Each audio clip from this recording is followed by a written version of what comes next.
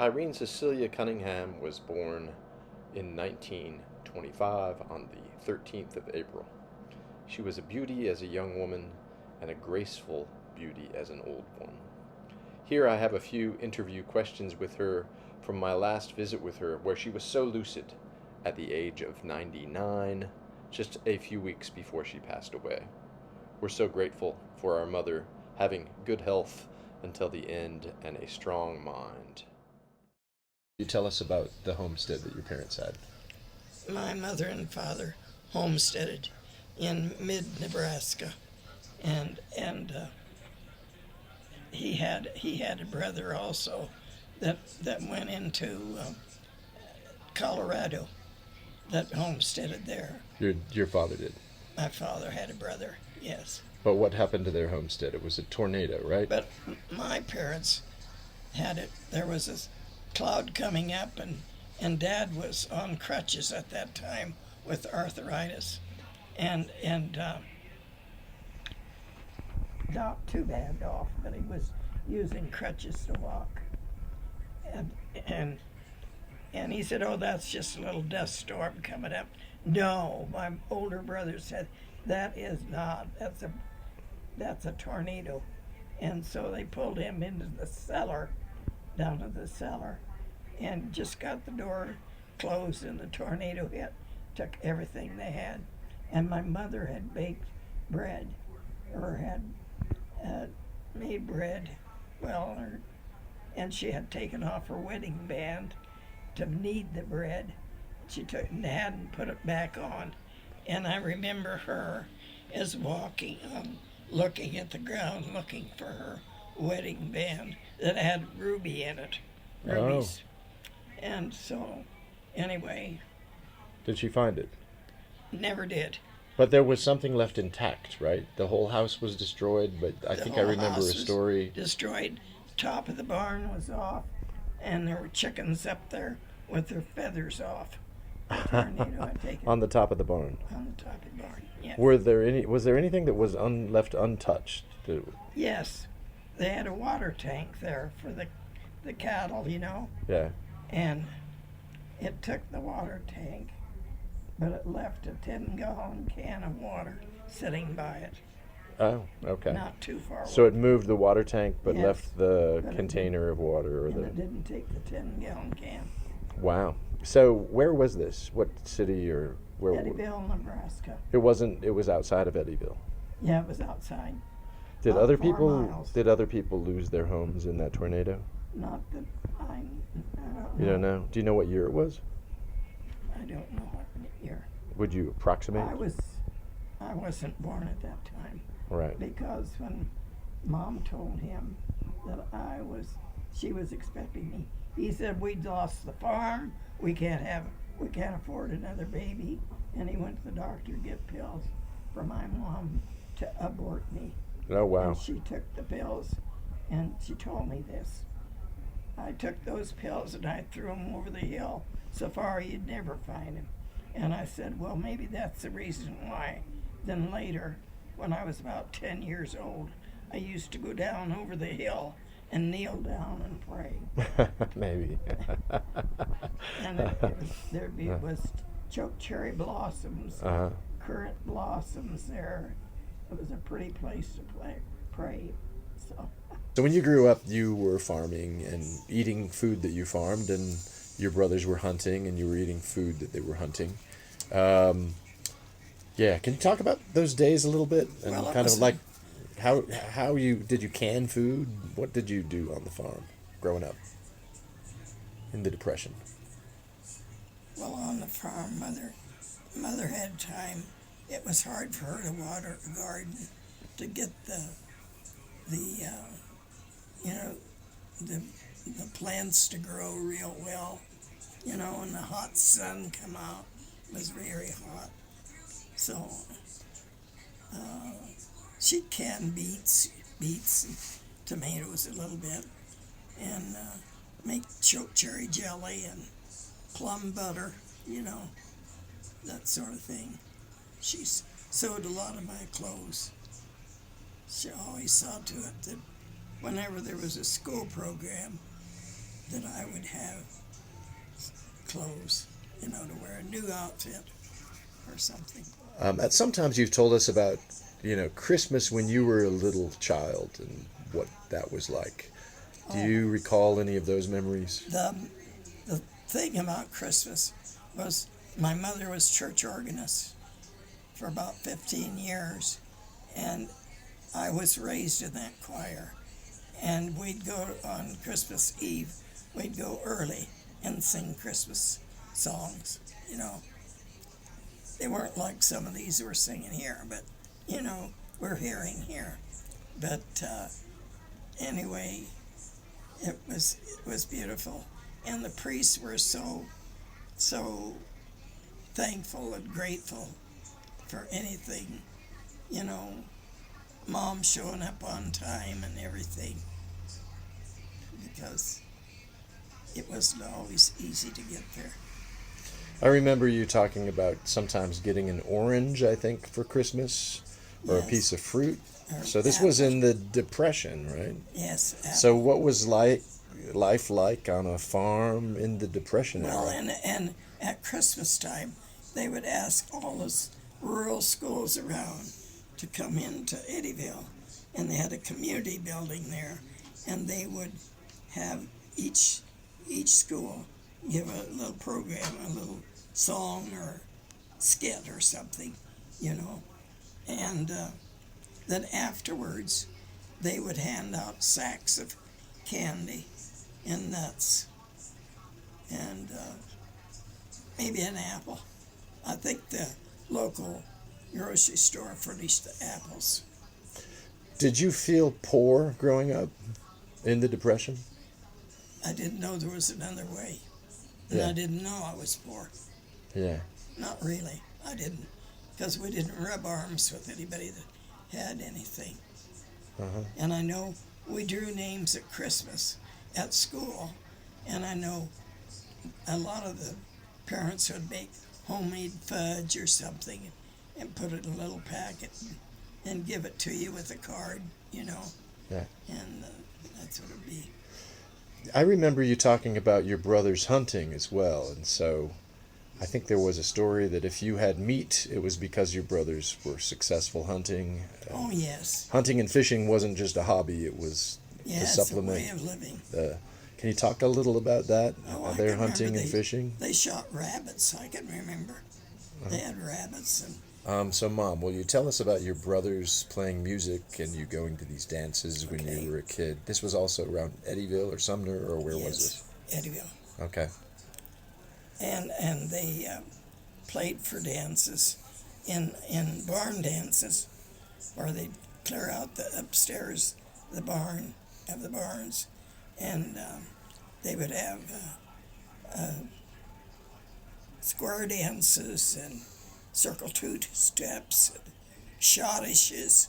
Those are all name brand dances. Okay.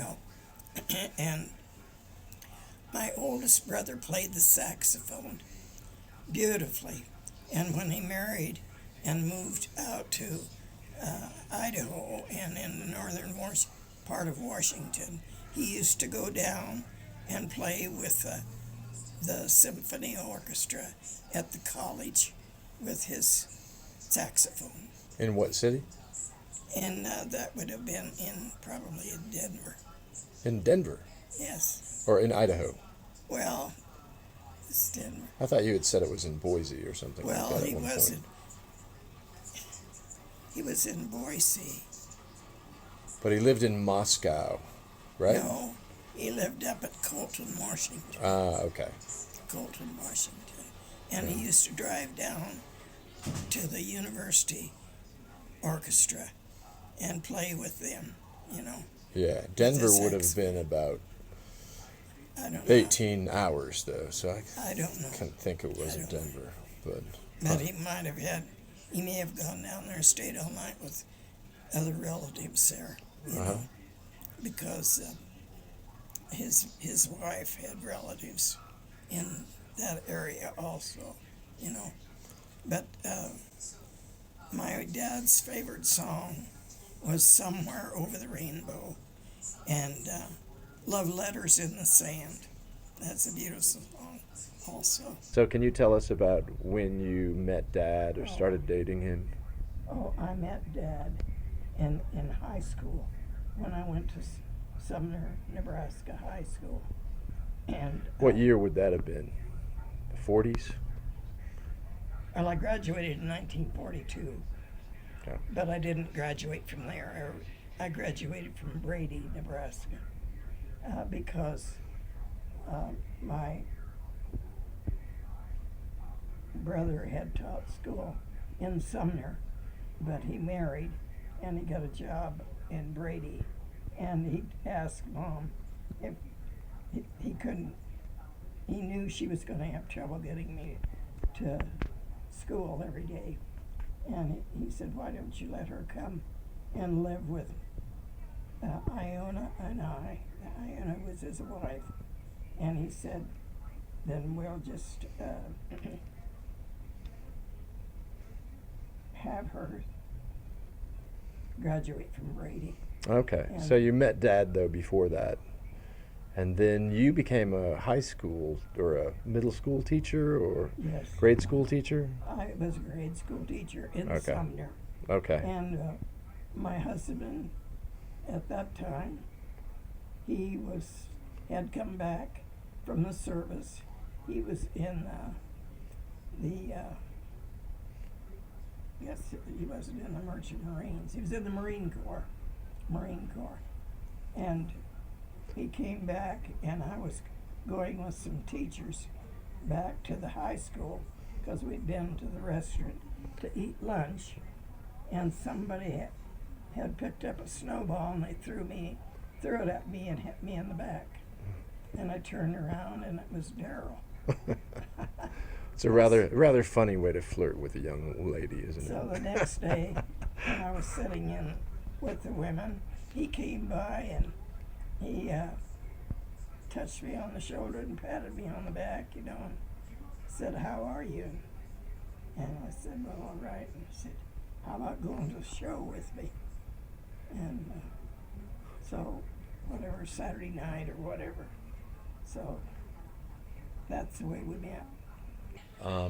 So you told about meeting Dad in high school and then going with Dad to a movie the first Yes, time that you well, went on a date. I had a good job. He was looking for somebody that was working. Yeah, he wanted somebody to help pay the Help bills. pay the rent, whatever. You think so? Buy the car. And So would- where did he start working? Did he start working in Sumner, or Well, he was a meat cut. He was. he got a job immediately was when he Del came back Dickerson. as a meat cutter? He was working in Del Dickerson's store in Sumner, and they needed someone in the meat department, and they kind of transferred him back there, and he took training, and went out to the what the heck is the name of that place? It was they gave him training on how to cut different parts of meat. Okay. So it was a A little carcass. privately owned supermarket in Yes. Sumner. Yes, it was. Okay. And then what happened after your first date with our father? That was the first date. Yeah. How long before you married? Oh. Well, I graduated in 1942 from Brady, and then it wasn't until 1947, I think it was, that I was married, And then it was about 46, 47, and in 1948, Paula was born. Okay. And I didn't have to get married. I mean, this was a normal pregnancy. Right. We don't doubt your virtue. So after you met him, did you get married like within a year of that first date, or was it a couple years? Well, or I had known him in high school. Right. So you already knew him. He was a football player, a basketball player, Right. big deal. And so how long was it before you got married? Do you think? Do you After. remember? After After I after you graduated. met him again. No, after the snowball and Oh, the first date to the oh, cinema. Did you get married I was 6 months teaching. later, or did I you get was married a teaching. year later? I was teaching school, and Right. and You don't remember how long it was after your first date that you got married? oh, probably I don't know what difference does it make. Well, I don't know. It's just kind of wondering about the history. Yeah. Yeah. Okay. Well, I need to go back and think that stuff through, and I don't know Right. whether I have anything in my records, Yeah. but I just know I didn't, think that I was going to marry him. Actually, Uh-huh. I had another boyfriend that I was engaged to be married to. Oh. Yeah, Okay.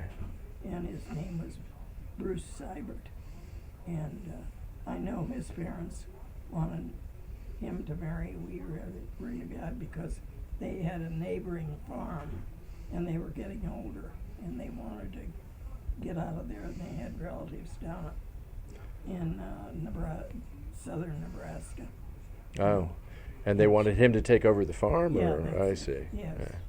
And settle down. Okay. So it didn't work out with him. Didn't work out. So you were very lucky to have your youngest daughter who has spent so much time, and your daughter before that, as a matter of fact, who spent so much time as you were older, kind of helping to take care of you and Yes. visiting you. Rory. And, I don't know. What do you want to say about having 10 kids? Well, I was so grateful for my life when I found out my dad said we can't afford another baby, and he got those pills for her to abort me, and that I was so grateful for my life because we weren't wealthy or anything. Didn't have toys. And Christmas time, you came home from midnight mass, and you had popcorn and candy corn, pretty much. So can you tell us I had about can you I tell had us about having your first children? Well, I had taught school, and then the superintendent came to Darrell and asked if I was going to be able to teach the next fall. And he said, well, I don't know, I think so. And they said, well, we heard that she's expecting a baby. And Darrell said, oh, I didn't know that. Did he know that, or was he making that up so that you could go back to work? Well, I don't know. But you were forced to stop teaching when you got pregnant. Yes. Okay. Yeah, I couldn't teach. No. And so what happened? Tell us about having Paula. You were in Sumner, Oh, I Nebraska? was Sumner, Nebraska. Yeah. And I used to get up and we didn't have clothes dryers at that time. I hung everything out on the line, And I remember I'd get the washing done, and then I'd run out and hang up clothes, So I wouldn't worry about Paula being awake, being alone up there. Did you have a midwife, or did you go to hospital, or how did that work when you had her? When I had her, I went to hospital. Okay. Yes. And That I was know- what year was she born? That was in the 40s. 47, you said, or 48? Yes, I think it was. Okay. Well, 48. She was, I think, 48. And so Dad had been working in the meat market. He had worked, and he had also worked for, before that, before he worked at the meat market, he worked for the packing house, going on, taking meat, delivering meat, Okay. and carcasses to some of the shops up the line, Hershey Okay. and they'd have to break those down. And I know he said, one of the men I know real well has said that he didn't want to lift those quarters of beef. It was bothering his back, so he got a transfer to another job, and he said, it's bothering me too. My back is bothering me. So he said he looked him in, and the American community stores need a man at the meat market in David City, Nebraska. And so we moved to David City, Nebraska. And that is where his parents at one time used to live, at David City. And one of the first people he looked up was the man and the woman that his father and mother used to work for. And if it hadn't been for that, he might not have gone to David City, you know. I can remember Paula as a baby. I'd take her outside in her little buggy, you know, baby buggy, and set her out while I worked in the garden, you know, or whatever I had to do. And then we'd go in, and she was a very good baby. Which other kids were born in David City? Well, she was born in Sumner, you said. She was so born in Sumner. which children were born in David City? And tell us about those experiences. Yeah. Well, then there was Fred and Dennis and Jim and Matt. Marilyn? Leanne. Yeah. They were all born in David City? Yes, Marilyn was. Because I remember she was born and I cried at her baptism. And Father, the priest, called me the next day. Why were you crying, Irene? He said, I have a niece that is blind, I think it was, and has trouble walking, you know. And I said, well, the reason it is because she didn't move like the other babies did, you know, like Fred and Denny did, and Paula. I said she just didn't move quick and all. And I told my husband that I thought there was something wrong, you know. And when she was born, the water broke, and there were little pieces of, and the doctor said, well, that's strange. He said, they looked like little pieces of stool, but it was those tips of those fingers. Oh, okay. That had come off. And when my mother visited us at David City, she wanted to go over to see the priest because she'd been working, taking care of one of the neighbors' mothers while the mother taught school and went to college, whatever. And so anyway, she had borrowed $700 from her dad one time, and she never was able to pay it back. Well, she had the money because she had been working, and she went over to the priest, and she said, I want to give you this money because I wasn't able to give it back to my father, and he's now gone. And so the priest took it, and he didn't tell her, but he must have put it out on interest. And so when we left David City to move back to North Platte, he made a contribution in our name to the Aquinas High School in David City, in our name, $1,000. And it was under Aunt Maggie and Camilla did that. Can you tell us about when you moved then to North Platte? When we moved into North Platte, we bought that house. We bought the house. I don't think we had to pay much down on that, but it was at 416 North Oak. And I can remember the day they had a telephone, you know, and you could pick it up and you could hear somebody else talking. And I remember that woman said, oh, they have a whole bunch of kids. I hope they're not over here tramping on my grass. And I said, hey, do you call yourself a Christian? Well, then you had. Then I hung up. Then you had two more kids, right? Yeah, I So, guess so. yeah. Oh, you were cute little kids, oh my. Huh. You were so precious.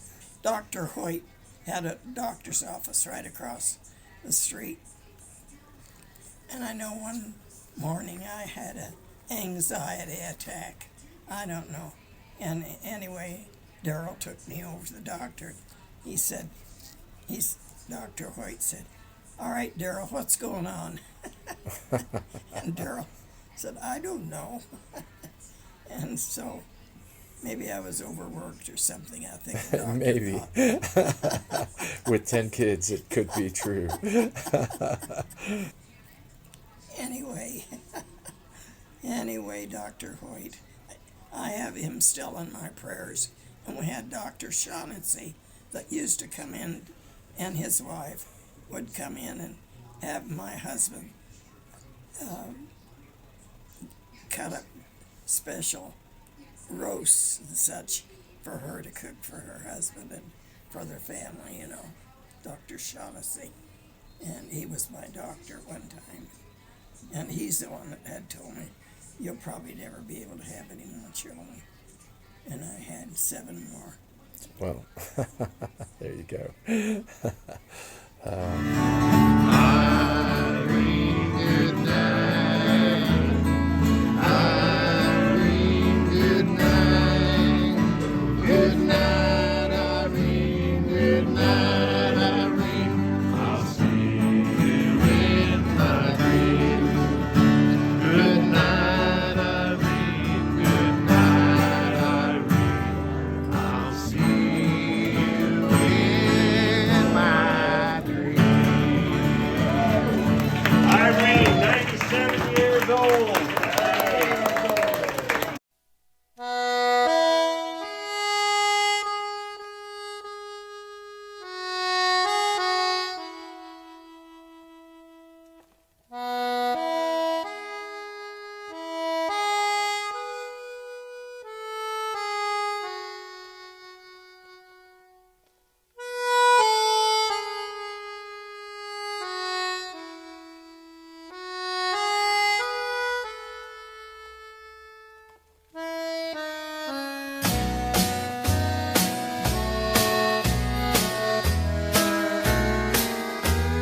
From this valley they say you are going.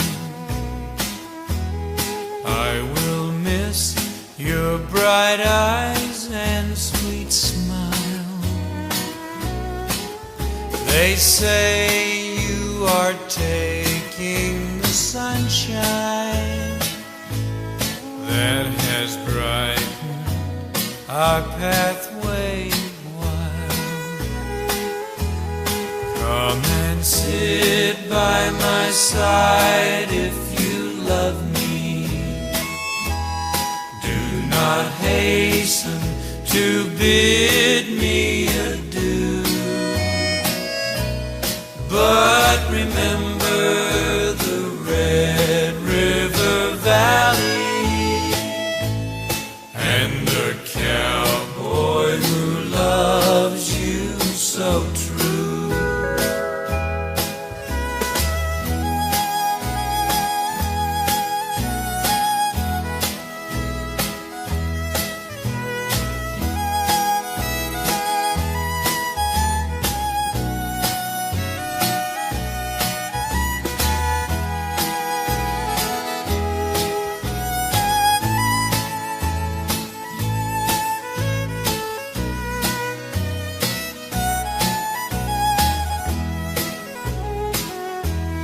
I've been thinking a long time, my darling,